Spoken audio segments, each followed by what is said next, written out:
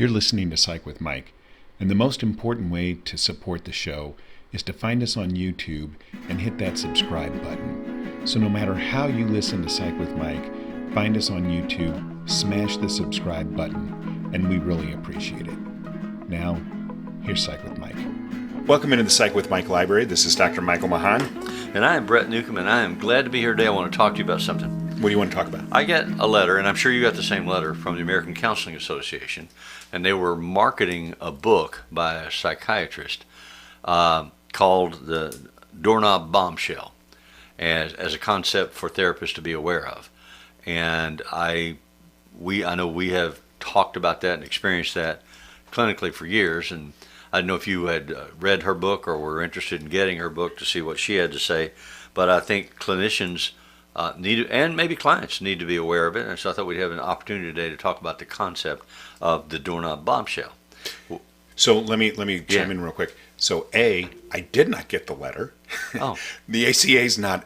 I don't think that they want to acknowledge me as a member of their fold. But regardless, like Groucho Marx, I wouldn't belong to any club that would have me. So when you sent me that topic, I wanted to ask you about that. So when you say Doorknob Bombshell, what does that mean? That's deep into the session, late into the session, the last 3 to 5 minutes, the client makes a dramatic, traumatic, painful revelation of something just as they're ready to get out of the room. And the options then become, usually when they make those revelations of, I remember my grandfather touched me sexually, flashed in my head last night, I now know it. I don't want to talk about it, or don't want to talk about it, but I just need to tell you. And then they decompensate. They start to cry, they start to sob, they're breathing rapidly, they're hyperventilating, and you've got another client sitting in the lobby that bought your time, and you have to transition and see them. So the question becomes, clinically, what's your ethical responsibility? What are you supposed to do? How do you do it? And we've had those conversations, we've had those experiences. And what this doctor is suggesting, from what I read, the summary of her book, that it's both clinically advantageous for the client to experience those moments, and it's important clinically for the clinician to handle them correctly. And the idea being, you don't extend the time, you don't cut 15 minutes off your next client's time to stay with this person to get them calmed down. That part of what you do in your therapy sessions is you teach them, we have to be out of here on time. And so you watch what's going on, and when you see their nonverbals start to accelerate and speed up signals of distress, you start teaching them, like foreshadowing. We're going to be done here in 5 minutes. We need to put this back together so that you can go home. What do we need to do to get you to a place where you can go home? I have confidence in you. I understand what's going on with you. I trust that you can do this. We've been together enough. I know if we get you out of here, put it away. You can just put it away until next week when you come back, and we'll open it back up. And very often when they come back next week, they don't want to open it back up. But the point being, you reassure them that you recognize their strength and their power, not to fall apart, not to panic, not to decompensate, and to not go home and have a crisis. Not, have a wreck driving home, punch their husband in the nose, quit their job, whatever, because of whatever thing they experienced. So part of doing good therapy is being able to communicate that to them in a believable, supportive, empathic way. But part of it is messaging. We both know and believe that you have the power to resolve whatever needs to be resolved. What I believe, and I've said for years to clients coming in, I believe in the process. And it's not me being magical or smart or genius or anything like that, but I believe if you spend enough time with me, if you're patient enough to allow me to learn what I need to learn from you, to hear what I need to hear from you, and then give you supportive feedback, together, you and I can make this situation better for you. It's not me. It's not like I'm the brilliant therapist. Here's the answer. Go buy new shoes for your baby. I don't do that. I don't ever suggest that. And I don't talk ex cathedra from the bishop's chair. I'm not saying I have the announcement and the pronouncement and the solution. You just need to go do it. And you and I have had conversations about that, because you come out of the AA field And they are much more directive Right. in doing therapy for confronting that crisis than generally people are in therapy. And you, I think, still have tendencies. My perception is you're not as strong that way as you once were. But I've heard you say to somebody, "You'll go to three meetings this week, and you'll do this, and you'll do that, and I'll see you next week." I would never do that. I've never done that. But then I've never worked exclusively with that population. Right. And I don't work from a formula approach. So I was intrigued by the offer of this book and the refreshing focus on the concept of the Doorknob Bombshell, because I've seen it so many times. So I remember being in therapy school with you Yeah. and other people, but you. Yeah. And one of the very first things that they tell you when you go to school to learn to be a therapist is don't have a clock in your office, or at least not one that a client can read. Well, So- yeah, they teach you, say don't look at your watch, because Yeah. then the client will look at their watch and they'll calculate, well, I've got 10 more minutes, and you don't want them focusing on that. And in the early days when I was in grad school, people talked about you would get these art pieces that were clocks. I had one. That you I had one for years. It was Yeah. a color wheel, and you look at it when they come in. Whichever color's at the top, it'll take it exactly an hour to rotate back up. Yeah. And so you would know how much time was left in a session, but the client would have no way of knowing unless they were themselves wearing a watch. Except what I learned through time is I know when an hour is done, and Well, so does the client. I was just going to say, and so does the client, Yeah. because I've always done things exactly the opposite of the way people tell me. So I've always Are you had saying you're oppositional? a giant clock that hangs above the head of my clients in therapy because Oh yeah, over there. people But they'll talk- turn around and look. I mean, Yeah, they'll sure come they in and will. look for the clock. And, Absolutely. say put it on the floor next to the couch or something. Once they find it, Oh, yeah. they'll lean over and Oh, look yeah, at yeah. it. But my to bring this back to our Yeah. discussion, what my question is, do you think that clients consciously or unconsciously save that information? Do you Both. believe that Both. there's intent? I think they're aware of it, and it's wanting to come out because they recognize it's time to share that. But they don't want to get into it. And so they're having an argument with themselves in their heads to say it, don't say it, say Right. it, don't say it, say it, Right. don't say it. And then as they realize the session is ending and they're going out the door, something says blurt it out. Right. And so they blurt it out. Right. And that's my... And then they want to collapse down on the couch and well, cry maybe. or But So the way that I first heard this when I was in grad school was that you're going to have clients who are going to try and push the boundaries, and they're going to try and get you. Okay, so they're to- talking about a different diagnostic category Yes, of client. they're talking about access to personality disordered clients that are going Right. to try and push you Right. to give them special To make treatment. them be special. Yeah. To And prove so- to them that they are special. So they'll drop the bomb right at the end of the session to try and make you go over to Right. see if you will do it. Right. I think that there are some people clearly who do that, but the overwhelming majority of clients who do it are what you just said, which they're struggling with it. They're going back and forth. At the very end, they put up they get the courage to do it because they I know don't that see you're it as going an act of courage. I see it as Oh, just really? like a switch throws, and they blurt it out. I mean, how many times have you been on the precipice of a decision that you weren't sure about, and you waver back and forth, and waver back and forth, and then finally something says, screw it, and you just do it. And then Yeah. the consequences come, whatever they are. right. And I see that as courageous, but That's you a don't. human. You see it as what? As courageous. I see it as reflexive, instinctive. I don't know okay. if it's courageous. Yeah, I mean, It might turn out to be, but yeah, we've never had that specific Yeah. conversation, Right. but it's just interesting to me that we have those two different ways of perceiving that. Yeah. But regardless, it is more important from a therapeutic standpoint to set the boundaries, because so much of therapy is about teaching clients how to be able to identify, and then B, set, and then C, Keep. follow through with boundaries. Well, Charles Townsend has a great book on boundaries. Oh, yeah. And I mean, he recommend wrote the book on boundaries. Yeah. And that's exactly what you learn. And again, we talk about different therapists who were influential in the field, in modeling thought for clinicians, one of whom is Erwin Yalom. And Yalom talks all the time about boundaries are essential. You have for integrity, but also to communicate to the client. There are limits here to what I can and will do with the information that you share with me. Yes. But also limits to what you can and will do. As you assume your independent responsibility, that you're not a victim. We're giving up the victim script.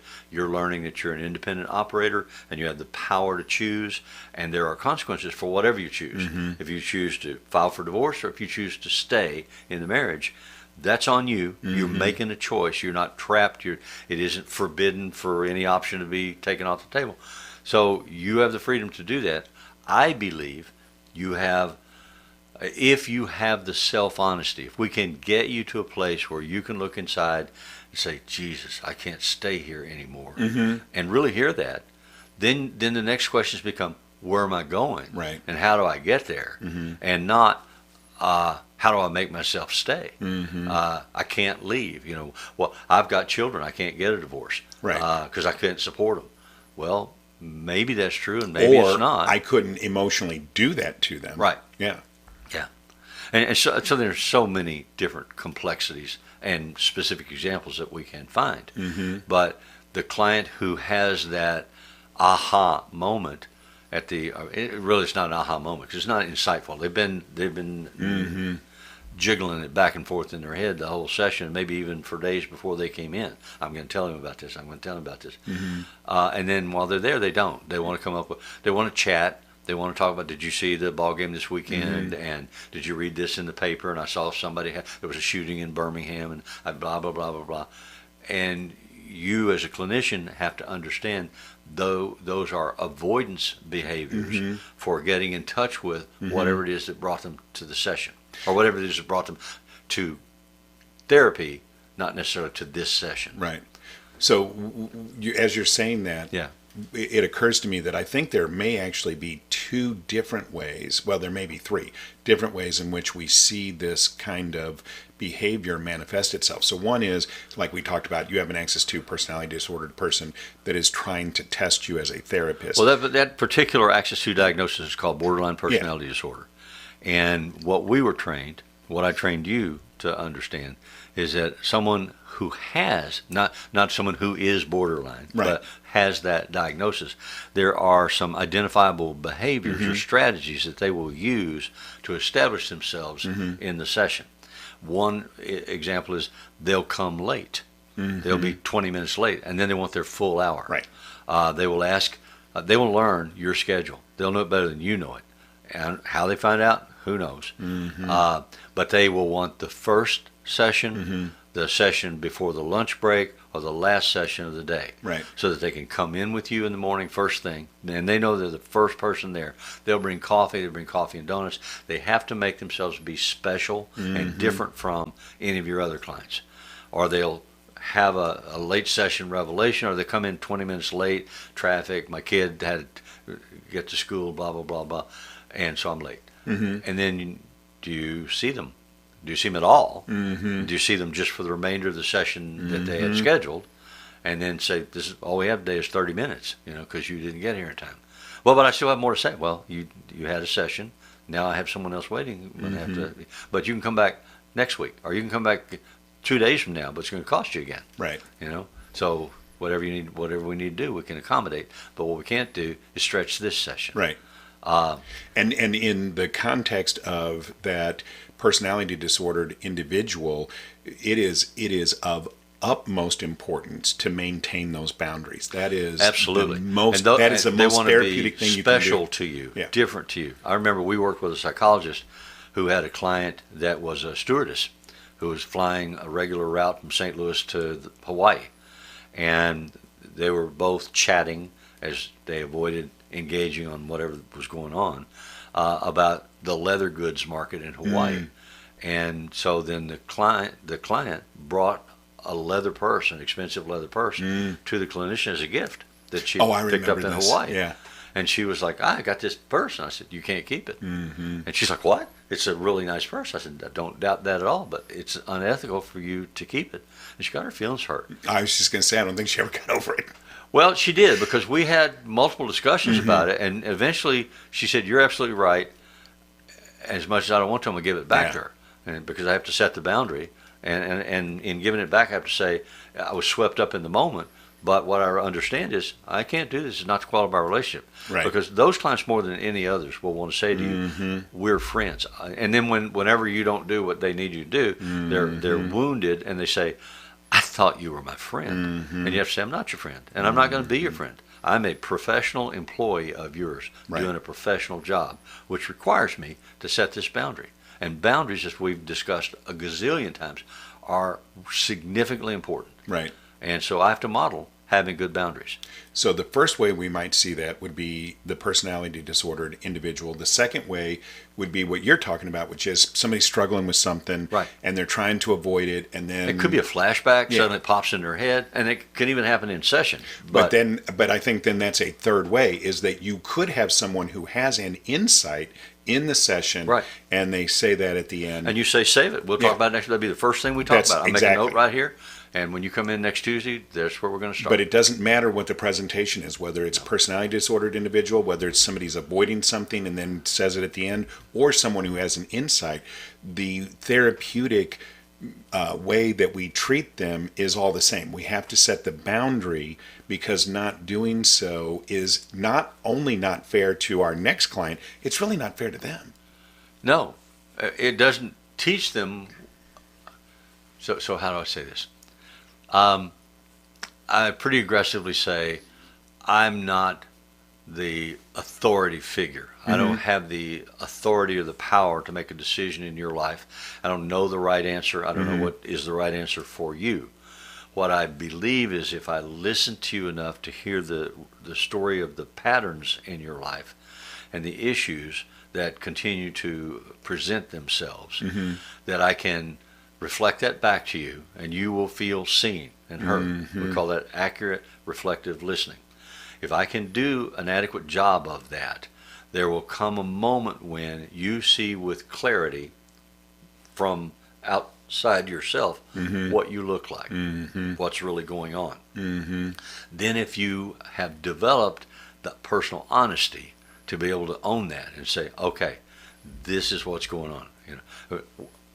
The woman that divorces an alcoholic because simply because he's an alcoholic, not because he's abusive, not because they have children and can't pay the bills, or a million other reasons to decide that. If they look at that and say, I can't any longer stay in this relationship where there's a third partner, and the partner's alcoholism, so I'm going to get out. If they do that, the statistics are 9 out of 10 times when they marry somebody else, they marry another alcoholic. And they'll come in and they'll say, oh my God, how did this happen to me? I've got the second one or the third one on my hands. And you have to say, there is a pattern. It's a learnable pattern. But I checked. He didn't do it that way. He didn't do it the way the first one did, but he did it. And so let's look at how, and let's generalize, because the issue isn't the specific behavior. The issue is the pattern that you're expecting in a relationship, the role that you're playing in a relationship, the script that you're reading. The scripts, right. Yeah.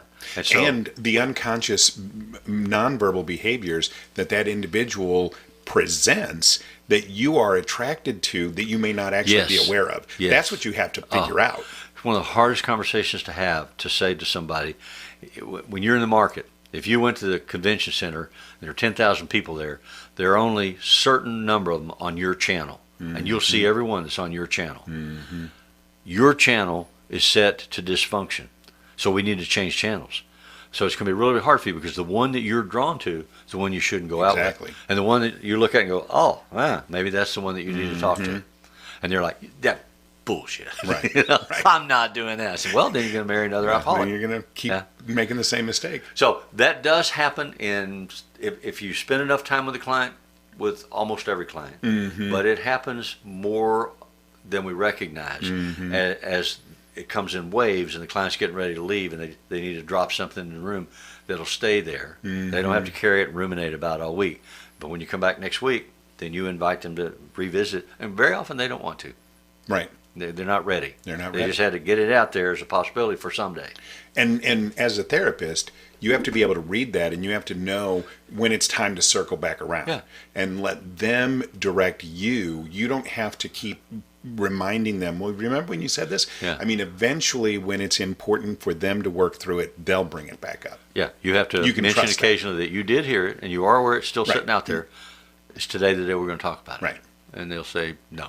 You go, okay, what are we going to talk about then? So that's what we're going to talk about today. So hopefully that is educational for people, whether you are a therapist or you are someone who is looking to get therapy. And the music that appears in Psych with Mike is written and performed by Mr. Benjamin DeClue. And remember, as always, if it's Friday, it's Psych with Mike. I have questions. Okay. The world has questions. Well, I hope we have answers. If we don't have them, we'll make them up.